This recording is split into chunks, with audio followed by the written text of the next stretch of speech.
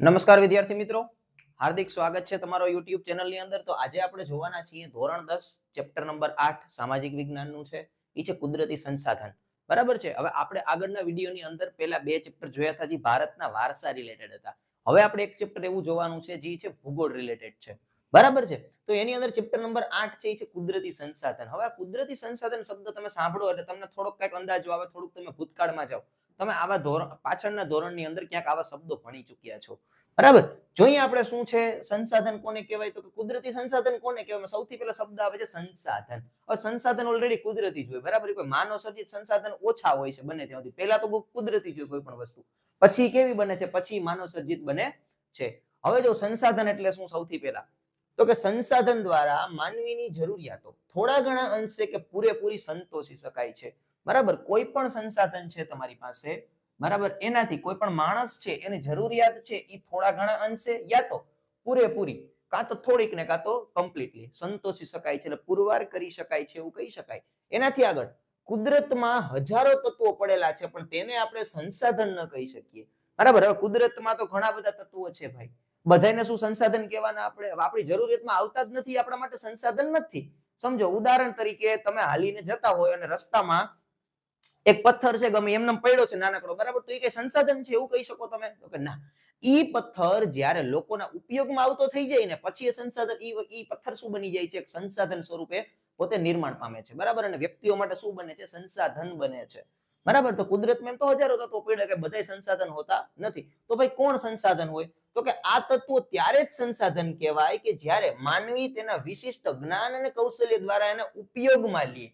બરાબર. કોઈ પણ વસ્તુ માણસ છે એ પોતે લોજિક ચાલે, ભાઈ આ પથ્થર પડ્યો છે, આનો ઉપયોગ આપણે આનો ભૂકો કરીને સિમેન્ટ બનાવવામાં, યા તો આને આપણે કંઈક ફિટ કરી દઈએ તો આની દિવાલ બનાવવામાં ઉપયોગ થાય છે. બરાબર. આવો કોઈ પોતાના કૌશલ્ય દ્વારા માણસ છે એ પોતે કંઈક એનો ઉપયોગ કરે એ પથ્થરનો, પછી એ પથ્થર શું બની જાય છે બધા જ લોકો માટે? તો કે પછી એ સંસાધન બને છે. બરાબર છે. એટલે સંસાધન બનાવવા માટે શું જરૂરી છે? તો કે માનવી દ્વારા, કેના દ્વારા? માનવી દ્વારા કોઈ પણ એના જ્ઞાન અને કૌશલ્ય દ્વારા કોઈ પણ વસ્તુને ઉપયોગમાં લેવામાં આવે ને ત્યારે એ શું બને છે? સંસાધન બને છે. હવે જોઈએ આગળ અન્ય રીતે કહીએ તો જે વસ્તુ ઉપર માનવી છે એ આશ્રિત કે નિર્ભર હોય, જેનાથી મનુષ્યની જરૂરિયાત પૂરી થતી હોય અને માનવી પાસે તેનો ઉપભોગ કરવાની શારીરિક કે બૌદ્ધિક ક્ષમતા હોય. બરાબર છે. જો ફરીથી સમજીએ લીધી શું કહે છે. અન્ય રીતે કહીએ તો જે વસ્તુ પર માનવી આશ્રિત કે નિર્ભર હોય. કેવો હોય? આશ્રિત કે નિર્ભર હોવું એટલે શું? તો કે એના ઉપર ડિપેન્ડન્ટ હોવું કોઈ વસ્તુ ઉપર, બરાબર, અથવા જેનાથી જરૂરિયાતો સંતોષાતી હોય. કોની? મનુષ્યની. બરાબર. એક તો આશ્રિત હોય, બીજું એ જરૂરિયાતો સંતોષાતી હોય, અને ત્રીજું માનવી પાસે એનો ઉપયોગ કરવાની, કોઈ પણ વસ્તુનો ઉપયોગ કરવાની શારીરિક કે બૌદ્ધિક ક્ષમતા હોય. બરાબર. આ ત્રણ વસ્તુ જવાબદાર છે સંસાધન માટે. બરાબર છે. તો એને આપણે શું કહીએ છીએ? સંસાધન કહેતા હોઈએ છીએ. એનાથી આગળ કોઈ પણ વસ્તુ માનવ જરૂરિયાતોને પૂરી કરવા માટે ઉપયોગમાં લેવાય તેને સંસાધન કહેવાય છે. હાલો, 1 માર્કનો પ્રશ્ન આવ્યો, સંસાધન એટલે શું? બરાબર. તો કે કોઈ પણ વસ્તુ માનવની જરૂરિયાત પૂરી કરવા માટે ઉપયોગમાં લેવામાં આવે તો તેને શું કહેવામાં આવે છે? સંસાધન કહેવામાં આવે છે. એનાથી આગળ પ્રાચીન સમયમાં જમીનમાં દટાયેલા ખનિજોની માનવીને જાણકારી ન હતી. જો પહેલાના સમયની અંદર દટાઈ ગયેલા હતા ઘણા બધા, પહેલા ડાયનાસોર ને આ ને તે, જંગલો ઘણા બધા દટાઈ ગયા હશે, પૃથ્વી બની વિખેરાણી ઘણા બધી ઘટનાઓ બની હશે, જમીન બની હોય, વિખેરાઈ ગઈ હોય, અલગ અલગ લેયરો ચડતા જતા, પણ મનુષ્યને ખબર હતી નહીં. બરાબર છે. જાણકારી નથી ત્યારે કોઈ પણ વસ્તુ સંસાધન હતી નહીં, ત્યારે કોઈ સંસાધન શબ્દ જ ના હોય.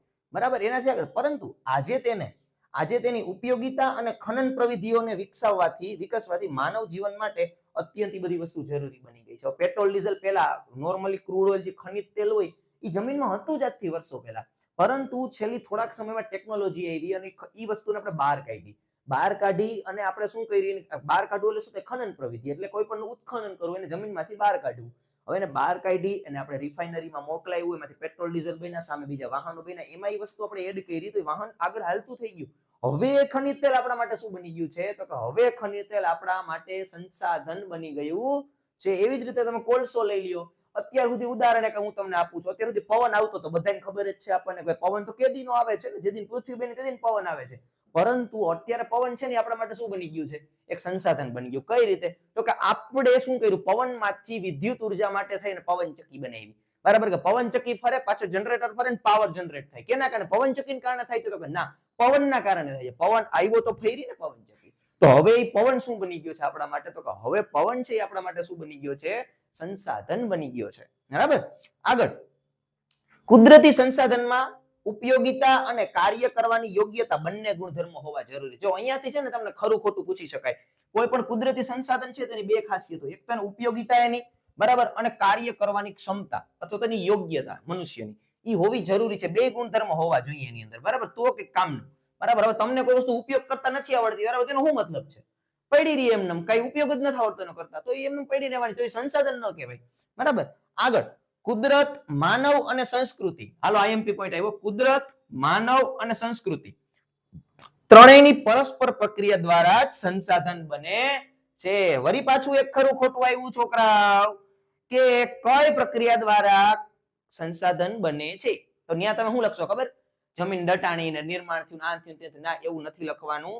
કુદરત એટલે ભગવાન, જેને તમે પ્રકૃતિ કહો છો, પછી માનવ એટલે આપણે માણસ, અને આપણી જે સંસ્કૃતિ અને માનવ મનનું ખેડાણ, આ ત્રણેય વસ્તુ જ્યારે ભેગી થાય છે, એની પરસ્પર પ્રક્રિયા થાય છે, ત્યારે કોઈ પણ વસ્તુ શું બની જાય છે?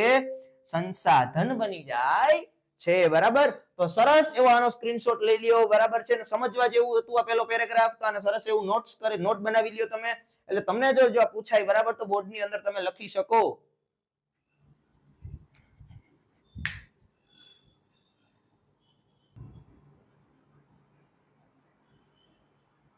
ઓકે, ચાલો. હવે આપણે સંસાધનથી તો ખબર પડી ગઈ કે ભાઈ સંસાધનો એ માણસ એનો ઉપયોગ કરી શકે, એનો ઘણી બધી જગ્યાએ આપણે એનો યુઝ કરી શકીએ છીએ. બરાબર. પરંતુ હવે આપણે જોઈએ સંસાધનના ઉપયોગ ક્યાં ક્યાં થઈ શકે પ્રોપરલી. એક મનુષ્યને યુઝ કરવો છે, એક માણસને એનો યુઝ કરવો છે, બરાબર, તો એનો ઉપયોગ ક્યાં ક્યાં થાય? તો જોઈએ આપણે ક્યાં ક્યાં થાય.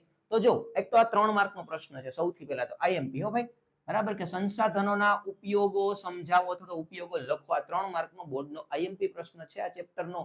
બરાબર. 3 માર્કમાં, એ તો 2 માર્કની અંદર, એટલે ધ્યાન રાખવું આની અંદર. બરાબર. અને જો તમે ચાર્ટ ફોર્મમાં લખશો, બરાબર, તો કાંઈ ખોટું નથી. બરાબર. અને તમારે લાઈન ટુ લાઈન લખવું આવી રીતના પોઈન્ટ પાડીને, તો બી કાંઈ ખોટું નથી. બરાબર.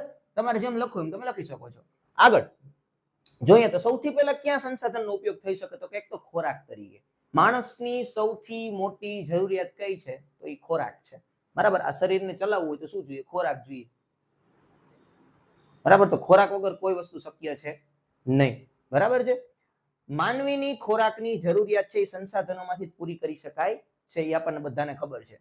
કુદરતી રીતે મળતી વનસ્પતિમાંથી, એમાંથી ચીજ વસ્તુ ઘણી બધી મળે આપણને. બરાબર છે. ઘણો બધો ખોરાક મળે છે, ઘણું બધું આપણને મળે છે. બરાબર. તો એનો ઉપયોગ છે એ આપણે કરી શકીએ છીએ. એનાથી આગળ માંસ છે, મધ છે, દૂધ વગેરે બધી વસ્તુઓ કેમાંથી પ્રાપ્ત થાય છે? કુદરતમાંથી ક્યાંક ને ક્યાંક પ્રાપ્ત થાય છે. અને આ બધાનો ઉપયોગ આપણે કેમાં કરી શકીએ છીએ? સંસાધનમાં ઓલરેડી કરી શકીએ છીએ. એનાથી આગળ છે કાચા માલના સ્ત્રોત તરીકે. હવે ઘણી બધી જગ્યાએથી કાચો માલ પણ આપણને પ્રાપ્ત થાય, જેમ કે જંગલમાંથી પ્રાપ્ત થતી વસ્તુઓ. કોઈ પણ વસ્તુ જંગલમાંથી આપણને મળે છે તો આપણે ફર્નિચર બનાવી શકીએ છીએ, ઘણી બધી દવાઓ બનાવી શકીએ છીએ. એનાથી આગળ ખેતી દ્વારા ઉપલબ્ધ થતી વસ્તુઓ, તો આપણે ઘર માટે જે વસ્તુઓ આવે છે બધી, ઘઉં છે, બાજરો છે, આ તેમાંથી બિસ્કિટ બને છે, એમાંથી લોટ બને છે, આ બધું ખેતીમાંથી પ્રાપ્ત થાય છે. એનાથી આગળ પાલતુ પશુ દ્વારા ઉત્પન્ન થતી વસ્તુઓ. પાલતુ પશુમાંથી શું મળે આપણને? ઊન મળે, દૂધ મળે, ઘી મળે, આ બધું મળે આપણને. તો એ બધા એના માટે ઉપયોગી. પછી એના પછી ચામડા, માંસ, ખનિજ વગેરે બધી શું છે? કાચા માલના સ્ત્રોત છે. અને આ બધાનો ઉપયોગ ક્યાં થાય? ઉદ્યોગો અને ઉદ્યોગોની અંદર આપણે કાચા માલ તરીકે ઉપયોગ કરી શકીએ છીએ. એનાથી આગળ છે શક્તિ સંસાધન તરીકે. શક્તિ સંસાધન તરીકે શું? તો જો એમાં નામ જ છે શક્તિ સંસાધન, મતલબ કઈક એનર્જી મળે, કઈક ઉર્જા મળે આપણને. બરાબર. આપણે કોલસો, પેટ્રોલિયમ, કુદરતી વાયુ વગેરેનો ઈંધણ તરીકે ઉદ્યોગો તથા ઘરની અંદર બળતણ તરીકે આપણે એને વાપરીએ છીએ. બરાબર. જેમ કે આપણે કોલસો છે, પેટ્રોલિયમ છે, કુદરતી વાયુ, આ બધું આપણે વાહનની અંદર, ઘરની અંદર વાપરતા જોઈએ, એલપીજી, સીએનજી, એ બધું. બરાબર. એનાથી આગળ વળી સૂર્યપ્રકાશ, પવન, સમુદ્ર મોજા, ભરતી, ઓટ, જળધોત વગેરેમાંથી પણ આપણને શું મળે છે? ઉર્જા મળે છે. તો આ બધા શું થયા? શક્તિ સંસાધન તરીકે તેનો ઉપયોગ થયો. બરાબર. તો જો સૌથી પહેલા સૂર્યપ્રકાશ છે તો આપણે સોલરમાંથી વિદ્યુત ઉત્પન્ન કરી શકીએ છીએ. પછી પવન છે તેમાં પવનચક્કી દ્વારા આપણે વિદ્યુત ઉત્પન્ન કરી શકીએ. પછી ભરતી અને ઓટ દ્વારા આપણે સમુદ્ર મોજામાંથી પણ આપણે શક્તિ ઉત્પન્ન કરી શકીએ છીએ. એનાથી આગળ જળધોધ હોય તેમાં ટર્બાઇન મૂકીને આપણે પાણી ઉત્પન્ન કરીએ, પાણીમાંથી આપણે વિદ્યુત ઉત્પન્ન કરી શકીએ છીએ.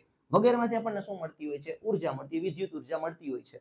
બરાબર. તો બધાનો ઉપયોગ આપણે કરીએ છીએ. આ બધું કુદરતી છે. જો આ આપણે નથી બનાવ્યું, પણ આપણે આનો ઉપયોગ કરી શકીએ. બરાબર છે. તો એ ઉપયોગ છે એ શું છે? તો કે સંસાધનનો બધો આખો ઉપયોગ છે. બરાબર. તો આટલું જ તમારે અંદર લખવાનું છે. આથી વધારે કાંઈ લખવાનું થતું નથી આપણે. બરાબર. એટલાના તમને આરામથી 2 કે 3 માર્ક રોકડા મળી જાય જો આટલું પ્રોપર લખો તો. બરાબર છે. તો સરસ એવો તમે સ્ક્રીનશોટ લઈ લ્યો. જો બોર્ડમાં પૂછે તો ચાર્ટ ફોર્મની અંદર તમે લખી શકો છો.